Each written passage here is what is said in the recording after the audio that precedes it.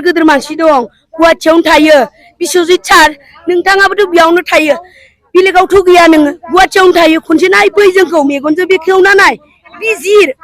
जोंहा मा जानानै दं नायफै सार नोंखौ हांख्रायदों जोङो बयखौबो जोंनि बर' गेदेर गोलावफोरखौ जोंनि बर' हारिया माने बेफोरबायदि जागासिनो दङ जोंनि बर' हारिफोरा दासिमबो खौसेथि गैया नामा खनले होखारजानाय नोंथांमोनाथ' बयबो नुखादों जानो हागौ ससियेल मिडिया आरो इउटुबफोराव बेबायदिनो आरोबाव खनसे गुवाहाटियाव बर' बारिनि बर'फोरा आरोबाव खनसे होखारजाबावदों लोगोफोर नोंथांमोना बयबो मिथिखादों जानो हागौ आरो नैबे भिडिअखौ नोंथांमोना नायोब्ला जोबोरैनो दुखु मोनदों जानो हागौ बे गामिनिनो गोबां मानसिफोरानो खावलायदों प्रमद बर' सारखौ आरो गोबां बर'नि लिडारफोरखौ गाबै गावसोरखौ नायफैनो थाखाय बर' आइजोफोरा बे भिडिअफोरनि गेजेरजों नोंथांमोना खावलायनायखौ नुदों जानो हागौ दासिमबो बिथांमोनखौ जोंनि बर' हारिनि लिडार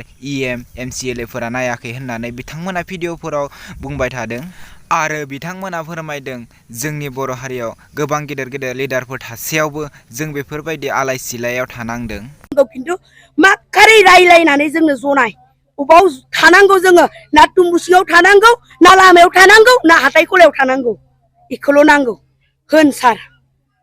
आखाइ खबजबनानै होनबाय आरो होननो लागा जोंहा जेबो गैला जोंना खुगानि रावाव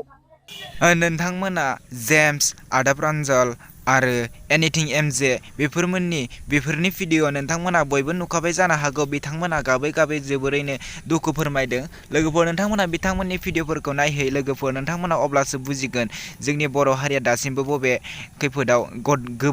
गोदोनानै दङ लोगोफोर नोंथांमोना बिखिनि गुसुं भिडिअखौ नायनानै नोंथांमोना मोजां मोनदोंब्ला नोंथांमोना नैबे भिडिअखौ शेयार खालामनानै हो आरो आंबो बेखौसो खावलायगोन जेन जोंनि गेदेर गोलाव लिडारफोरा जाहाथे बिसोरखौ दुखुनि समाव नायहैगोन आरो बिथांमोनखौ हेफाजाब हैगोन आं बे भिडिअनि ससे क्लिपखौ जेम्स आदानिफ्राय लानाय जादों जुदि जेम्स आदाया नैबे भिडिअखौ होनायखौ जुदि गाज्रि मोनदोंब्ला आं अननानै निमाहा बिनाय थाबाय बेफोरबायदि दुखुनि समाव जों बर' हारिया बर'जों बर' हेफाजाब होलायनांगौ लोगोफोर नोंथांमोना गाबै बुंनायखौ नोंथांमोना बिथांमोननि